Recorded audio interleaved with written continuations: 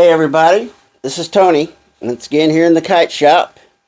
Right now I've started work on the keels, specifically the keel tips. So this is a keel tip. There's of course keel tips on each of the three keels, and there's two pieces to each keel, and you get one on each side of the keel. Just kind of like this. Alright, just like so. Now, here's a tip. When you first cut these things out, they will perfectly fit on that keel, both front side and the back side. But you're going to find that it's easier because these invariably will slide around on you, and it's just hard to get them both lined up. If you just offset them some, just move them down a little bit, it's not going to hurt the overall strength of the tip. Move them down like a 1/4 inch or so. That way when you start putting the top one on, what you might call the top or the bottom one on, it's so much easier to do. You don't have to worry about it being perfectly lined up that way. Okay? And that's what I did on these other ones. And then to hold everything in place, I do use seam tape.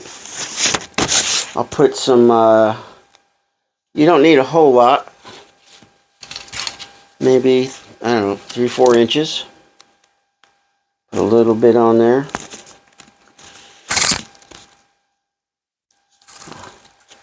Hope you can see this. And about like so. Okay. Then you flip that rascal over. Alright, so that's fine. And this will go there, right on top of that. Then I'll put a piece of seam tape on here. Okay, so yeah, we are going to be sewing through this seam tape.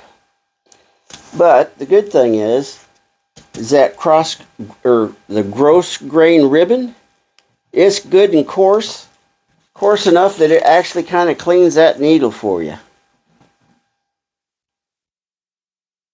So you put that on there, and now things don't have to be perfectly lined up. Okay, now the next step is we need to get our, I guess this is down here all this time. Let's put this back up here where it belongs. Well, hopefully the audio will still come through. Next we need to make our quilting lines. I call them quilts, quilt marks, or grid lines. And for that we just take a ruler. It doesn't have to be any particular ruler. Inch and a half wide or so. We want to get at least maybe 4 lines on each side to make our quilting pattern. And where's my pencil at? I'll get another one. Just line your ruler up with the edge of your fabric. Draw you a line. I've already done this to the other two.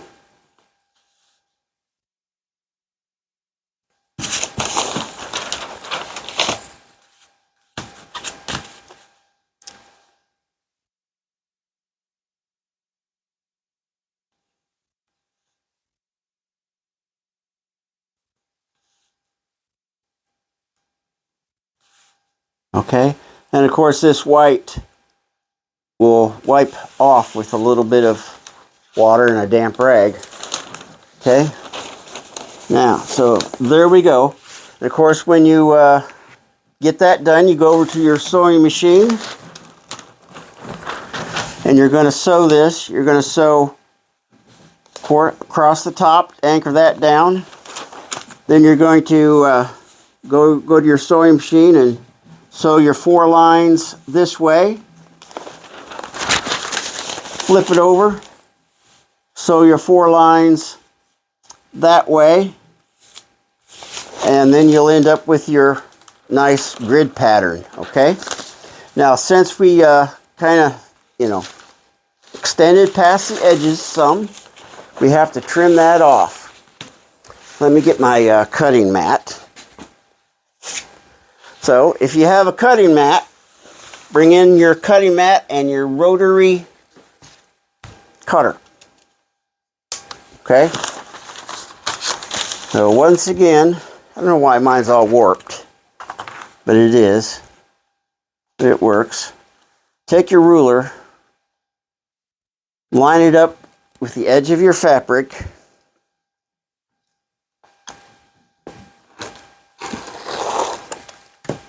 And there you go. Get a nice clean edge. Flip it over this way. Need to unroll that. I usually put a clamp on these things. Keep them from unrolling all the way. Do the same thing. Line your ruler up with the edge.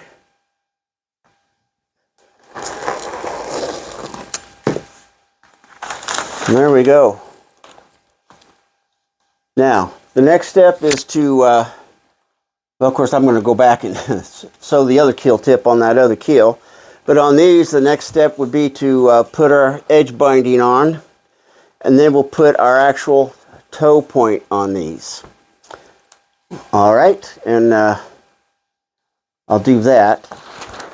Okay, now, I'll have to back up here and talk about this edge binding. I could not, I'm using my FAF home machine here. I didn't want to use my industrial machine because you guys aren't going to be doing that. You don't, you'll just be bringing in your home machine. So I thought I'd use my home machine to build this. I could not, for the life of me, get any one of these edge binders to work on either one of my home machines. I wasted 2 hours trying to fiddle around, moving things around, and different feet on the thing and on the machine. I could not get it to work. I just could not. So I just gave up, and I just ironed and folded, I don't know, probably 70 or 80 feet of edge binding. And, it took maybe, I don't know, 5 or 6 minutes to do that. So anyway, I'm going to go on to start edge binding. And I'll probably do a quick little video on how I'm doing that by hand. All right? Okay, I'll be back. Let me see if this button will work.